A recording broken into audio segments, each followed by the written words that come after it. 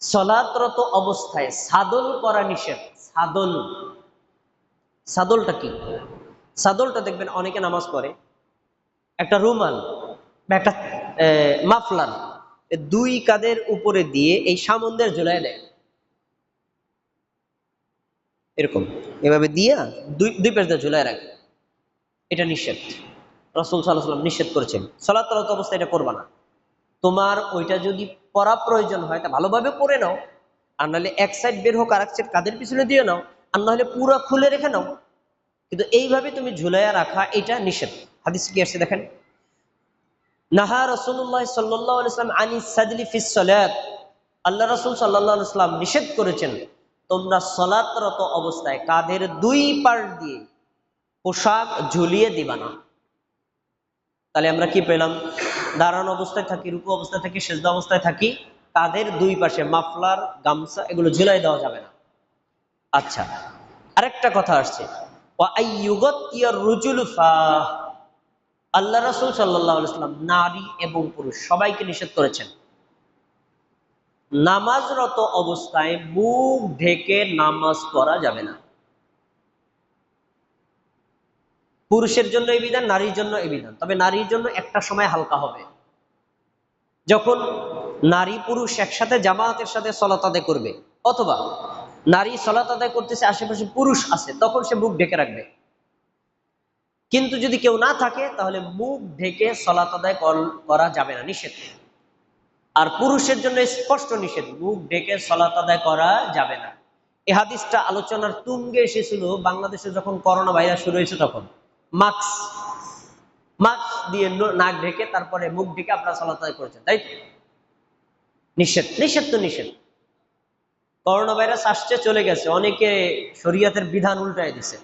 কিভাবে উল্টায় দিল? দুইজনের মাঝখানে 3 ফুট ফাঁকা রাখতে হবে। তিনজন মুসল্লি একে মোটর সাইকেলে আসছে, দুইজনের মাঝখানে 1 ইঞ্চিও ফাঁকা ছিল না। একসাথে তিনজনে মোটর সাইকেলে আইসা মসজিদের মধ্যে মাঝখানে ফাঁকা রাখছে কয় ফুট? 3 ফুট। হাস্যরসাত্মক জিনিস না? মানে নামাজের তো অবস্থায় করোনা ভাইরাস শুরু, আর মোটর সাইকেলে থাকতে করোনা ভাইরাস থাকে না?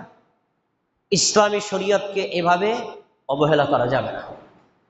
আল্লাহ রাসূল নিষেধ করেছেন যে সালাতরত অবস্থায় মুখ ঢেকে সালাত আদায় করা যাবে না, অতএব আপনি মুখ ঢাকতে পারবেন না, ব্যাস, এটি বিধান। আচ্ছা, এরপরে সালাতরত অবস্থায় আপনার গায়ে যে পোশাক থাক, পোশাকটা স্বাভাবিক থাকবে, পোশাকটা রুকুর সময় সাজদার সময় গুটিয়ে নেওয়া যাবে না, যেভাবে সেভাবে থাকবে। কেন? আপনি যেভাবে আল্লাহ তাআলাকে সাজদা দিচ্ছেন, আপনি যেভাবে আল্লাহ তাআলাকে রুকু করছেন, আপনার গায়ে পোশাকটাও এভাবে রুকু এবং সাজদা করছে।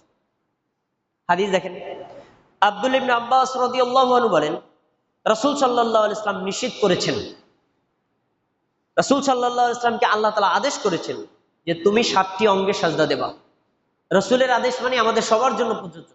7টি অঙ্গ কি? চেহারা মানে নাক আর কপাল, 2 হাত, 2 হাঁটু, 2 পা জমিনের সাথে মিলায় রাখবে। এর সাথে তিনি বলেছেন ওয়ালা ইয়াকুফা শা'রান ওয়ালা সাওবান, রুকু এবং সাজদারত অবস্থায় তোমরা তোমাদের পোশাক গুটিয়ে নেবা না। রুকু করছো যেভাবে পোশাক ঝুলে পড়ছে পড়ুক, সেজদা করছো যেভাবে পোশাক ঝুলে পড়ছে পড়ুক, গুটায় নেওয়া যাবে না। যদি আপনি পোশাককে গুটিয়ে নেন তার মানে ওকে রুকু সেজদা করতে দিচ্ছেন না, এটা হাদিসে নিষেধ করা। আচ্ছা, তাহলে আমরা এই যে বিধানগুলো পেলাম, এই বিধানগুলো খেয়াল করে তারপরে সালাত আদায় করব। এটা হলো সালাতের পুরুষদের সংক্ষিপ্ত বিবরণ, অনেক কথা আছে। আসুন নারীদের সম্পর্কে বলি। নারীদের সতর্কতা